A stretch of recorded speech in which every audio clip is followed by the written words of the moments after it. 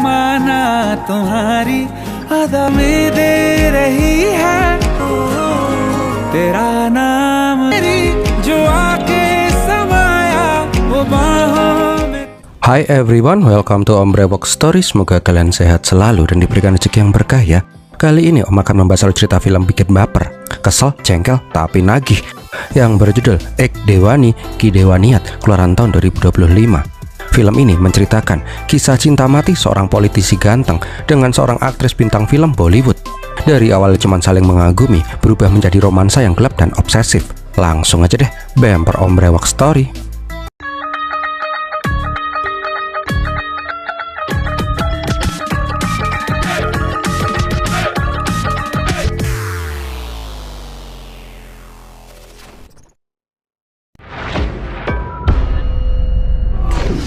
Awal kisah kita diperlihatkan meeting sebuah partai yang sedang berkuasa di India. Kepala partai sapi merah yang bernama Gokhale merasa nggak suka dengan politisi muda yang bernama Vikram Aditya Bonsale. Sejak awal dia bergabung, dia tuh susah diatur dan berlagak seenaknya sendiri. Gokhale dan koleganya menganggap kalau Vikram itu cuma numpang nama besar bapaknya yang mantan menteri pusat India. Gokhale pun meminta kolega-koleganya untuk mendukung dia melakukan mosi tak percaya agar mengeluarkan Vikram dari partai. Sebelum lanjut, Om mau terima kasih dulu nih untuk kakak-kakak yang udah traktir Om pakai super thanks. Untuk Kak Imai Indrayanti, Kak Tia Mark, dan Kak Misna.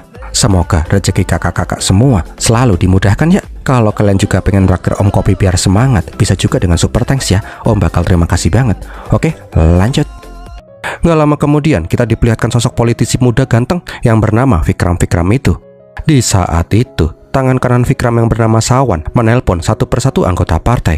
Dia mengancam akan membongkar semua borok mereka kalau masih mau menentang si Vikram. Alhasil, satu persatu gengnya si Gokhale pun pada ketakutan dan memutuskan tidak akan mendukung mosi pelengserannya si Vikram.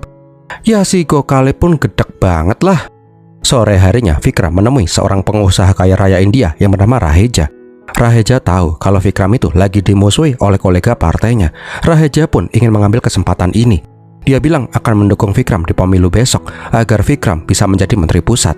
Tapi tahu diri lah ya, nggak ada yang gratis di dunia ini. Raheja pengen minta backing semua usahanya dan tender-tender kakap kalau Vikram bisa menang pemilu. Namun Vikram yang emang dasarnya angkuh, sombong nyepetin, malah bilang pemilu itu masih lama. Mungkin saja orang-orang yang menentangku bakal ditendang duluan dari partai sebelum aku. Lagian Vikram itu yakin dengan kepopulerannya, dia akan menang mudah ketika ikut pemilu tanpa bantuan siapapun. Raheja yang lihat sikap angkuhnya si Vikram tambah suka sama si Vikram. Adalah nggak usah banyak basa-basi, di dunia ini semua bisa dibeli, sebutkan hargamu. Di kala itu Vikram bilang kalau harganya 100 miliar rupiah. Kalau Raheja nggak punya uang sebanyak itu, nggak usah mendekatinya. Vikram pun mengatakan ke Raheja, kenapa dia tidak mau bekerja sama dengan pengusaha bapuk macam si Raheja. Karena Raheja cuma berniat mencari keuntungan sebesar mungkin tanpa memikirkan efek di masyarakat. Setelah itu Vikram pun langsung meninggalkan Raheja yang kesal karena ditolak. Nah di mobil, Sawan bilang ke Vikram kalau Raheja barusan saja menghubunginya. Dia memberi tawaran final 50 miliar rupiah. Namun Vikram tetap aja pada pendiriannya. Dia memasang harga tinggi karena dia emang gak mau bekerja sama dengan pengusaha bapuk macam si Raheja. Sementara itu di tempat lain, kita diperlihatkan orang-orang pada berebutan membeli tiket bioskop artis yang lagi naik daun yang bernama Ada Radhawa. Asik, baru mulai udah joget gendal-gendil.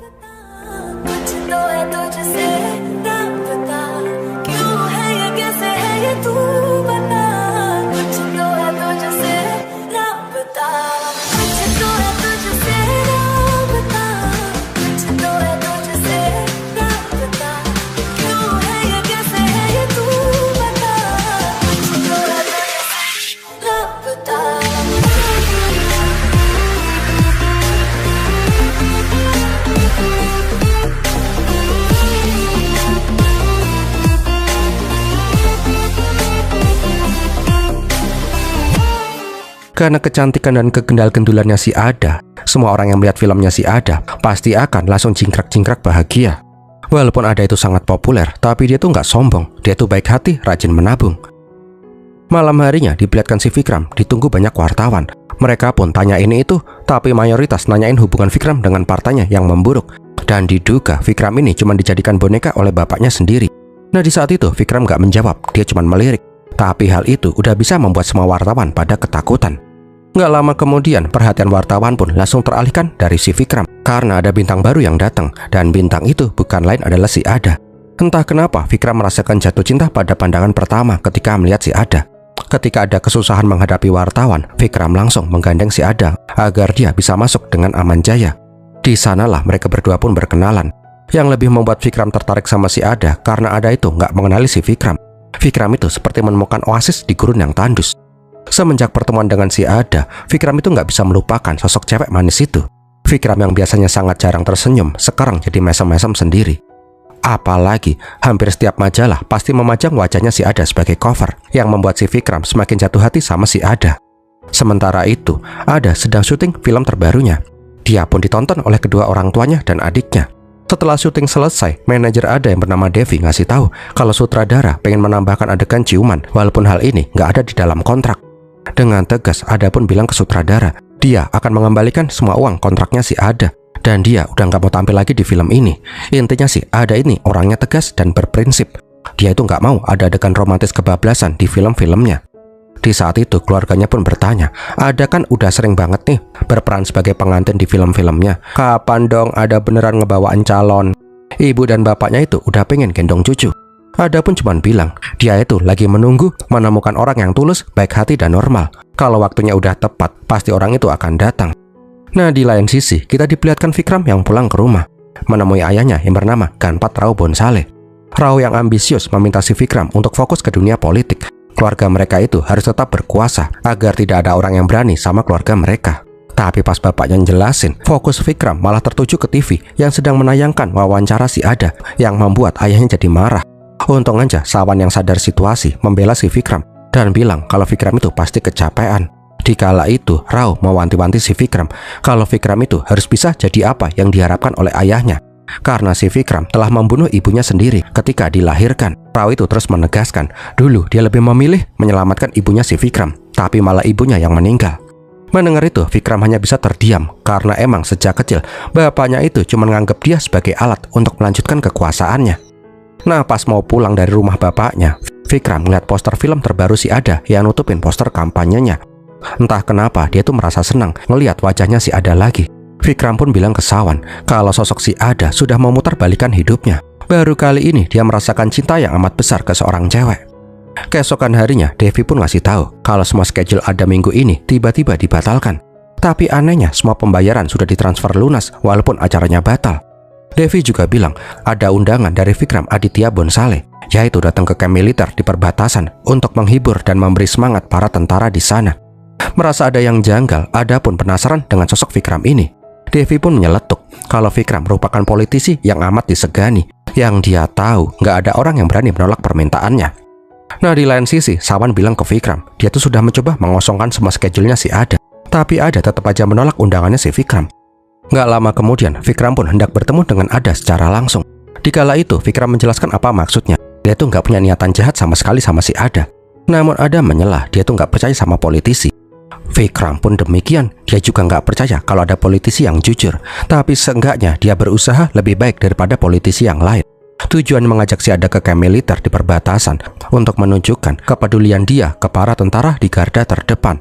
Gak memungkiri, Vikram juga ingin engagement untuk mendulang suara kalau Ada ikut bersamanya. Ada itu berhak menolak, tapi Vikram tahu Ada juga tertarik karena Ada sudah mau meluangkan waktunya untuk bertemu Vikram di sini. Malah pada senyum-senyum. Mau deh si Ada. Singkat cerita, mereka berdua pun pergi ke Kashmir untuk menemui para tentara di perbatasan.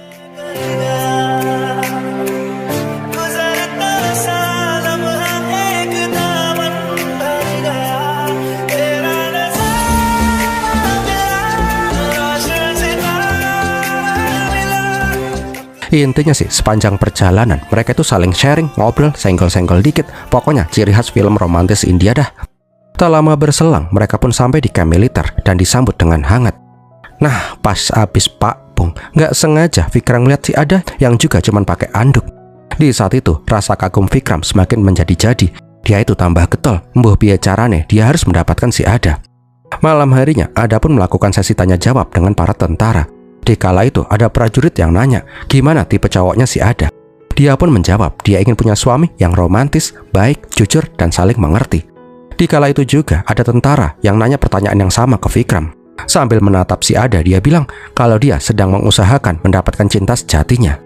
Ngehenya, para tentara itu malah nyomblangin dua orang ini untuk jadian. Vikram sih senyum-senyum aja karena dia emang ngarep.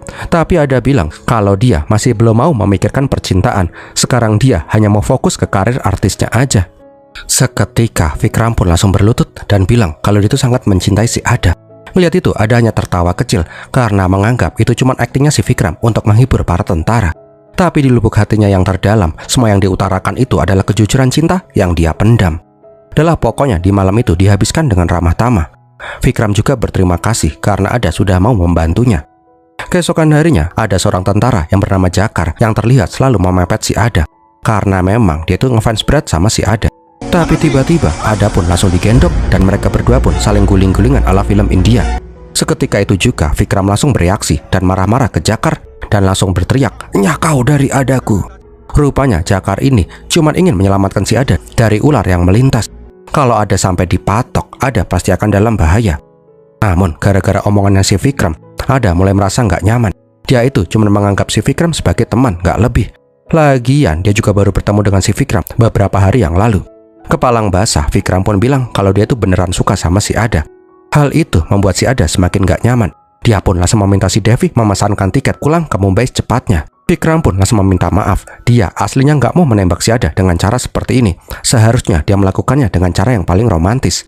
Di saat Vikram nyerocos, Ada pun langsung memotong. Intinya sih, dia itu sama sekali tidak pernah punya perasaan sedikit pun ke Vikram. Dia cuma menganggap si Vikram sebagai teman. Sialnya, Vikram itu malah nggak mau percaya. Dia yakin benar kalau Ada itu menyukainya setelah apa yang mereka lakukan selama beberapa hari ini. Lah si halu. Ada itu cuma menemani si Vikram karena hubungan profesional, nggak lebih. Di saat itu, Vikram udah menentukan suka atau tidak suka, Vikram akan menjadikan Ada sebagai istrinya. Itulah janji yang dia buat ke Ada. Beberapa hari kemudian, Vikram dan rombongannya pun datang ke rumahnya si Ada. Dia membawa banyak hadiah untuk keluarganya si Ada. Jelas saja, Anat bingung, ini siapa ya kok tiba-tiba datang main bludu saja. Vikram pun menjelaskan kalau dia itu calon suaminya si Ada. Sontak semua keluarganya pun pada kaget. Nah, pas Ada keluar, Vikram langsung halu, seolah-olah Ada itu sudah bersedia menikah dengannya. Bahkan Vikram membawakan contoh undangan buat pernikahan mereka, venue nikahan, dan WO yang akan menghandle mereka. Namun seketika, Ada langsung mengusir si Vikram keluar dari rumahnya. Ada tahu ini bukan cinta, tapi obsesi. Obsesi Vikram terhadap Ada yang membuat dia jadi halu parah. Di saat itu, Vikram masih aja belum mau menyerah. Dia menyuruh bapaknya si Ada untuk membujuk putrinya. Lagian orang tua mana yang nggak mau punya menantu politikus ganteng, tajir, dan berkuasa. Seketika itu juga, Anat bilang ke putrinya, "Kau membuat pilihan tepat putriku." Anat pun meminta Vikram untuk segera pergi dan jangan pernah mengganggu putrinya lagi. Setelah ditolak, Vikram tetap aja nggak mau menyerah. Dia itu Vikram Aditya Bonsale. Dari kecil dia selalu mendapatkan apapun yang dia inginkan, entah dengan cara apapun. Keesokan harinya, bioskop-bioskop yang menayangkan filmnya si Ada di seluruh India diserang oleh massa. Intinya sih, filmnya si Ada itu diboikot massal. Ketika Vikram diwawancarai media, Vikram bilang dia ikut bersimpati atas apa yang terjadi. Nah, pas si Ada hendak syuting, produser ingin berbicara empat mata. Dengan berat hati, produser bilang kalau Ada akan digantikan oleh aktris lain. Cancel kultur terhadap si Ada sangat masif. Produser takut filmnya juga akan bernasib sama. Padahal aslinya produser ini mendapatkan tekanan dari si Vikram. Jengkel sama tingkahnya si Vikram yang kayak anak bocah, Ada pun langsung mendatangi rumahnya si Vikram. Anehnya, Ada itu disambut selayaknya putri raja. Bahkan pas Ada masuk ke dalam rumah, Vikram langsung menjelaskan barang-barang apa aja yang akan dia taruh di sekeliling rumah ketika menikah besok. Tapi kembali lagi, Ada meminta si Vikram bangun dari mimpinya. Dia itu sama sekali tidak menyukai si Vikram. Bahkan sekarang dia itu jauh lebih membenci si Vikram. Jadi jangan pernah mengganggu kehidupannya lagi. Alhasil Vikram pun langsung deprok kecewa. Beberapa hari kemudian, diperlihatkan Sarah dijemput emaknya di kampus. Tapi di saat itu ada preman yang sedari tadi selalu membuntuti mereka. Hal itu pun diceritakan ke Ada. Kalau kehidupan mereka sekarang seperti sedang dipantau oleh seseorang. Nggak mau tinggal diam, Ada mendatangi Menteri Pusat yang sekarang sedang menjabat. Dia ingin meminta bantuan Pak Menteri agar Vikram berhenti dari halunya. Tapi ngeheknya Pak Menteri itu malah memanggil si Ada dengan sebutan kakak ipar. Rupanya Vikram itu sudah ngasih tahu ke semua pejabat kalau dia dan si Ada akan segera menikah. Yang lebih bangkainya lagi, kepala polisi Mumbai juga diundang ke pesta pernikahannya si Ada dan si Vikram. Pak Pol itu juga bilang semua anggotanya akan mengamankan pernikahannya si Ada dan si Vikram. Bodoh amat dah di luar mau ada kerusuhan, perampokan, pembunuhan. Yang penting resepsinya si Ada itu bisa aman. Belum sempat nelen ludah, Vikram dan si Sawat juga datang ke sana. Dengan sopan, Pak Menteri mempersilahkan Vikram duduk di kursinya, yang menandakan semua orang di Mumbai berada di bawah kendalinya si Vikram. Jelas saja si Ada pun kembali marah-marah. Dia tuh nggak sudi menikah dengan orang bangke seperti si Vikram. Apalagi Vikram itu sampai ngirim orang buat nakut-nakutin keluarganya. Ngeheknya, Vikram itu mengelak semua tuduhannya si Ada. Yang dia inginkan cuma cinta tulusnya si Ada, nggak lebih. Vikram juga bilang, tolong kali ini saja kamu mau menikah denganku. Di kehidupan yang lain bodohlah Ada mau nikah sama siapa, yang penting di kehidupan sekarang Ada mau nikah sama si Vikram. Mendengar itu, Ada pun semakin jijik sama si Vikram dan langsung meninggalkan Vikram begitu saja. Beberapa hari kemudian, diperlihatkan Anat yang seorang profesor di kampus melihat ada orang yang ngupek-ngupek ruangannya. Rupanya orang itu sedang mencuri soal ujian. Orang yang kita sebut aja sebagai Bambang itu malah menawarkan uang ke Anat kalau Anat mau tutup mulut. Jelas saja Anat yang profesor jujur pun langsung nabok si Bambang. Ngehenya, gara-gara hal itu juga lah Anat pun didemo sama massa. Pihak kampus pun memutuskan memecat si Anat kalau Anat nggak mau meminta maaf ke Bambang. Tapi Anat nggak mau harga dirinya diinjak-injak. Dia pun menolak meminta maaf karena dia itu emang nggak salah. Alhasil mukanya si Anat pun diuyel-uyel sama oli bekas. Malam harinya Vikram pun kembali mendatangi rumahnya si Ada. Kali ini dia membawa si Bambang. Bambang pun dipaksa meminta maaf ke Anat karena sudah melukai harga diri calon mertuanya. Tapi Ada nggak mau ketipu. Ada tahu semua ini udah disetting sama si Vikram sejak awal. Semenjak Vikram muncul, keluarganya menjadi tidak tenang. Vikram mengatakan dia tidak tahu menahu akan hal ini. Dia melakukan ini semua karena rasa cintanya ke Ada. Setelah Vikram pergi, Anat pun sedikit goyah. Dia pun bilang lebih baik Ada menikah dengan si Vikram. Seenggaknya tuh orang nggak akan mengganggu mereka lagi, terutama si Ada itu sendiri. Namun Ada tetap aja pada pendiriannya. Dia tuh nggak sudi menikah dengan orang licik seperti si Vikram. Di saat bingung kudu nyari bantuan ke siapa lagi, Ada melihat poster dirinya di baliho. Seketika itu juga Ada memantapkan tekadnya. Dia itu nggak akan kalah dan menyerah dari sosok bangkai yang bernama Vikram itu. Beberapa hari kemudian, Vikram memimpin kampanye partainya. Di luar dugaannya, Ada datang ke sana dengan mengenakan sari merah. Vikram jelas saja sangat gembira karena cinta sejatinya datang untuk melihatnya. Dikala itu, Ada langsung pengen berpidato. Intinya sih, Ada bilang ke semua orang kalau Vikram yang mereka puja-puja sangat mencintai dirinya. Tapi cintanya itu sangat obsesif dan memaksa. Vikram telah mengancam keluarganya dan mengancam dirinya juga. Dengan berapi-api, Ada bilang ke semua orang kalau dia itu sudah muak. Daripada menikah dengan si Vikram, lebih baik dia mati. Ada juga mengikrarkan ke semua orang selama 7 hari ke depan sampai hari Dussehra, siapa saja yang berhasil membunuh si Vikram, maka orang itu bisa menghabiskan 1 malam ewek-ewek sama si Ada. Bila Ada tewas sebelum hari itu, maka kalian semua tahu siapa yang membunuhnya. Sontak semua penonton pun langsung jadi heboh karena Ada telah menghina panutan mereka. Setelah itu, Ada pun bilang ke Vikram, inilah kekuatan wanita yang selama ini diinjak-injak oleh si Vikram. Rasa bencinya ke Vikram sudah membuat Ada menjadi gila. Sampai kapanpun Ada tidak akan pernah menyukai si Vikram. Mendengar kata-kata itu keluar dari mulutnya si Ada, hati Vikram pun hancur berkeping-keping. Orang yang sangat dia cintai malah ingin membunuhnya. Gara-gara ucapannya si Ada, berita itu pun menjadi viral. Setelahnya Ada pun dipanggil oleh Pak Menteri dan komisaris polisi. Mereka ingin Ada mencabut kata-katanya. Namun Ada menolak. Kalau mereka ingin menangkapnya silakan. Dia sudah tidak peduli lagi. Tak lama berselang, Vikram pun datang. Dia nanya kenapa Ada bisa sampai senekat ini. Kalau ada orang yang berhasil membunuhnya, bukankah si Ada juga harus menjual kesuciannya ke orang asing itu? Bukankah lebih baik Ada menerima lamarannya? Ada pun mengatakan kalau dia itu tidak sudi bersama si Vikram, walaupun dia harus menjual jiwanya ke iblis sekalipun. Yah, si Vikram mewek. Malam harinya Vikram pun mendatangi bioskop. Dia melihat film yang diperankan oleh si Ada. Vikram bingung, dia itu beneran tulus cintanya sama si Ada. Bahkan rela melakukan apapun demi si Ada. Tapi kenapa Ada nggak bisa membuka matanya sama sekali? Nah, pas keluar bioskop, ada mas-mas yang nyeletuk kalau dia itu bisa merasakan perasaannya si Vikram. Cowok normal di dunia ini nggak akan ada yang bisa menolak pesonanya si Ada. Seketika itu juga Vikram pun malah ngamuk sama tuh mas-mas. Untung saja Sawan berhasil menenangkan si Vikram. Sambil menangis, Vikram memohon ke Sawan, tolong buat si Ada jatuh cinta sama dia. Dari kecil dia tidak pernah merasakan namanya kasih sayang. Hanya dengan si Ada lah dia bisa merasakan perasaan cinta yang amat dalam. Nah, di depan balihonya si Ada, Vikram bilang dia sama sekali tidak membenci si Ada. Dia bahkan semakin mencintai si Ada. 2 hari kemudian, Vikram pun dijadwalkan mendatangi sebuah acara. Sawan meminta si Vikram membatalkan acara ini demi keselamatannya. Tapi Vikram menolak. Kalau dia takut, berarti dia menyerah atas cintanya ke Ada. Apapun resikonya, Vikram tidak akan kabur. Namun kepercayaan dirinya si Vikram langsung runtuh pas ada orang yang mencoba membunuh si Vikram di tempat umum. Untung saja hanya tangannya si Vikram yang kena tembakan. Nah, pas kembali ke rumahnya, Ada sudah menunggu si Vikram.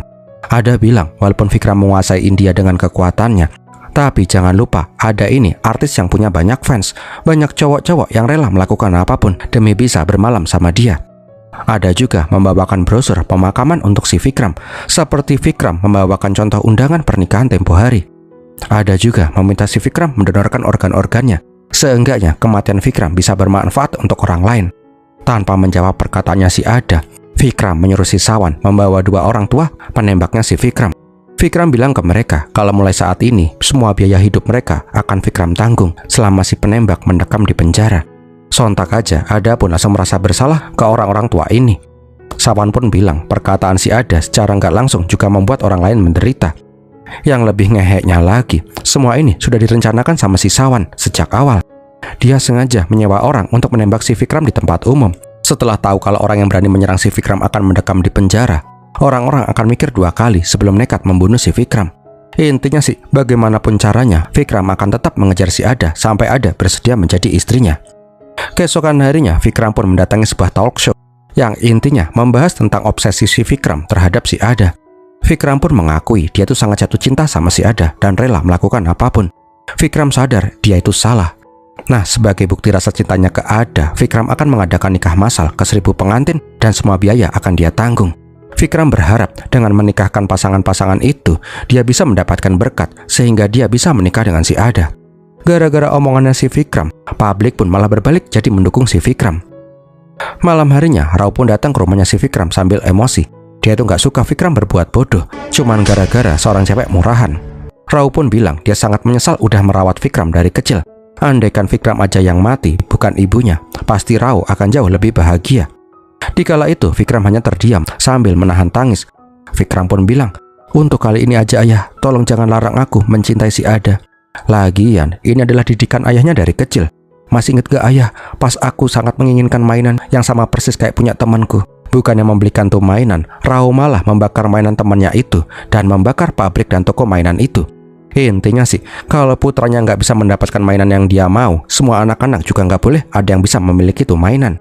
Hal serupa sedang Vikram lakukan ke Ada. Dia rela melakukan apapun demi bisa mendapatkan si Ada. Hari kelima, pas Vikram sedang mendatangi sebuah acara, Ada juga hadir di sana.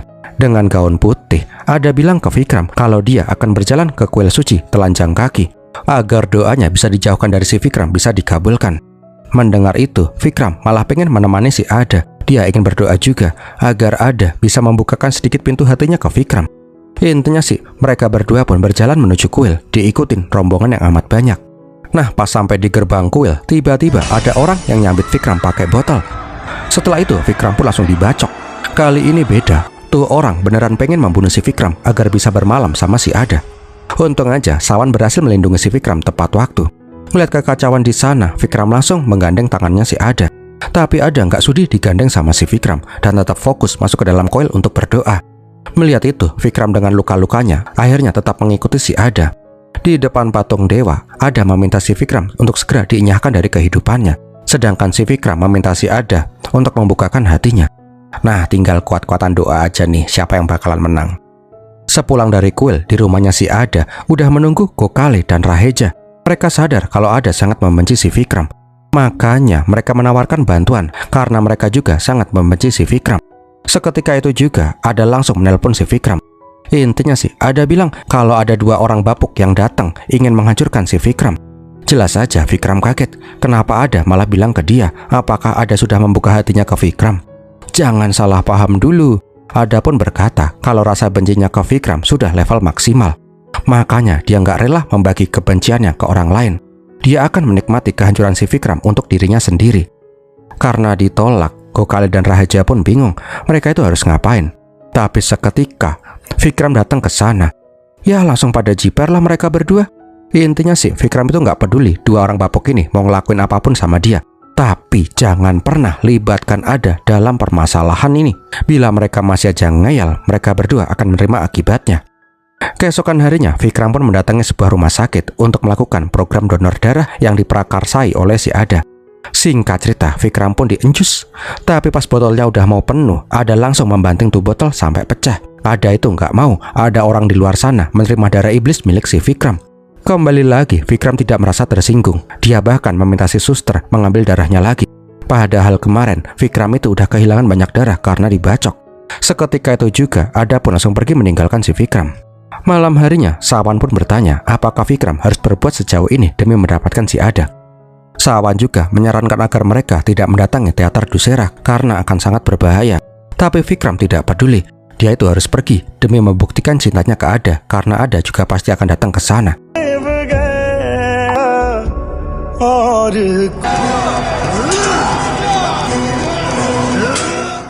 Nah, pas teater dimulai, Vikram itu diserang oleh panah. Untung aja tuh pemanah meleset. Melihat itu, Ada pun hanya terdiam tanpa memberikan ekspresi apapun. Ketika Ada mau pulang, dia tuh dicegat oleh kawanan preman. Rupanya itu ulah dari si Rao. Dia tuh nggak suka melihat si Vikram terus fokus ke cewek murahan itu. Rao berkata, cepat selesaikan urusanmu sama tuh cewek. Setelah itu buang tuh cewek selamanya. Tentu saja si Vikram bingung parah. Dia itu udah berusaha mati-matian menjaga si Ada agar bisa menyukainya. Bapaknya malah bangke. Ketika Vikram menemui si Ada langsung bilang kalau Vikram sudah mengeluarkan sifat aslinya. Ada pun langsung membuang kain sarinya dan menyuruh si Vikram melakukan apapun yang dia inginkan. Namun Ada tidak akan pernah mencintai si Vikram. Seketika itu juga Vikram pun bilang kalau mungkin inilah pertama kalinya kalau seorang penculik akan mengantarkan korbannya pulang dengan selamat. Di titik itu Vikram sudah tidak bisa menahan rasa sakit hatinya. Dia itu beneran cinta sama si Ada, tapi cintanya tidak pernah terbalaskan. Sepanjang perjalanan Vikram hanya terdiam tanpa mengeluarkan sepatah kata pun. Hari ke-7, hari final, Sawan yang melihat si Vikram seperti ini akhirnya mengatakan fakta yang udah dia pendam selama puluhan tahun. Dia itu sangat berterima kasih ke bapaknya si Vikram. Anak yatim piatu sepertinya diangkat derajatnya oleh Rao Bonsale. Dia pun berjanji akan mengabdi selamanya ke keluarga Bonsale. Tapi Sawan udah nggak kuat lagi. Sawan menjelaskan kalau Vikram itu tidak pernah membunuh ibunya. Emang dulu pas mau melahirkan si Vikram, Rao memaksa dokter untuk menyelamatkan ibunya si Vikram. Tapi ibunya si Vikram bersikeras agar nyawa putranya aja yang diselamatkan. Karena kecewa, sejak kecil Rao mencuci otaknya si Vikram agar si Vikram terus merasa bersalah dan bisa diatur sama si Rao. Mendapati fakta itu, Vikram pun langsung memeluk si Sawan yang udah dia anggap sebagai kakaknya sendiri. Nggak pakai lama, Vikram langsung datang ke rumahnya si Ada. Sambil disiarkan secara live, Vikram bilang kalau dia tuh udah tahu dia bukanlah pembunuh ibunya. Sekarang dia sudah plong dan tidak akan mengikuti perintah ayahnya lagi. Vikram juga sudah mengajukan pengunduran dirinya dari partai dan akan keluar dari dunia politik. Jadi mulai saat ini Vikram bukanlah siapa-siapa lagi. Vikram juga meminta maaf karena terlalu obsesif sama si Ada. Tapi yang pasti cintanya ke Ada itu cinta yang jujur dan murni. Hari ini adalah hari terakhir ancamannya si Ada. Bila dia berhasil selamat, Vikram berharap mereka bisa lebih mengenal, bukan sebagai musuh, tapi sebagai manusia biasa. Namun, bila hari ini Vikram memang harus mati, seenggaknya Vikram memohon agar Ada bersedia memaafkannya. Malam ini Vikram akan menunggu si Ada di festival Dussehra. Setidaknya, bila dia emang harus mati, biar Ada melihatnya secara langsung dengan hati yang puas. Mendengar itu, Ada pun gak bisa berkata-kata. Awalnya sih, emang dia tuh sangat membenci si Vikram. Sampai dia pun rela mati demi menyingkirkan si Vikram. Tapi setelah mendengar omongannya si Vikram barusan, tekadnya pun menjadi goyah. Nah, pas Vikram pergi, Rao menelpon si Sawan. Rao memerintahkan Sawan untuk membunuh si Ada malam ini juga. Buatlah seolah-olah kalau orang yang hendak membunuh si Vikram salah sasaran. Kalau Ada mati, Vikram pasti akan kembali nurut sama bapaknya. Jelas saja Sawan dalam dilema besar. Satu sisi dia tuh nggak mau membuat si Vikram bersedih, tapi di sisi yang lain dia juga nggak bisa melanggar sumpahnya ke Rao.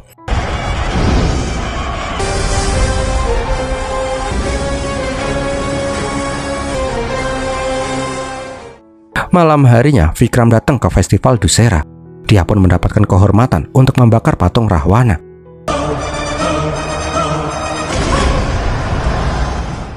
Setelah menembakkan panah, Ada pun datang dengan gaun hitamnya.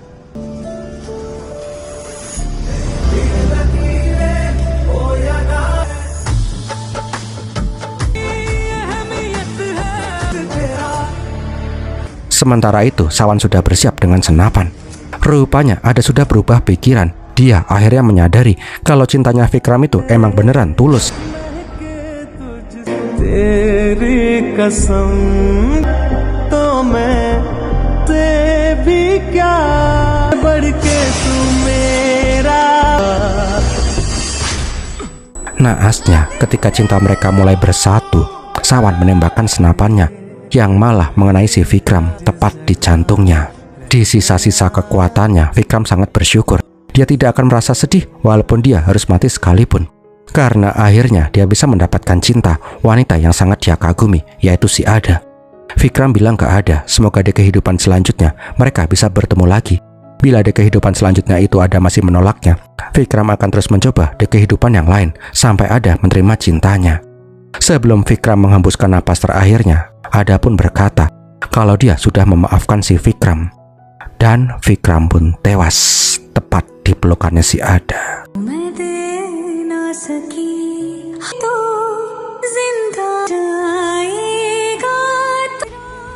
Dan filmnya pun berakhir. Wow, gimana film ini sob? Semoga menghibur ya. Kalau kalian suka silahkan like, komen, dan share. Jangan lupa di hype dan di subscribe ya. Kalau ada yang mau support Om, bisa dengan super thanks. Om bakal terima kasih banget. Terima kasih juga udah nonton sampai di detik ini. Om Rewoks pamit dulu dan Pirim latihin.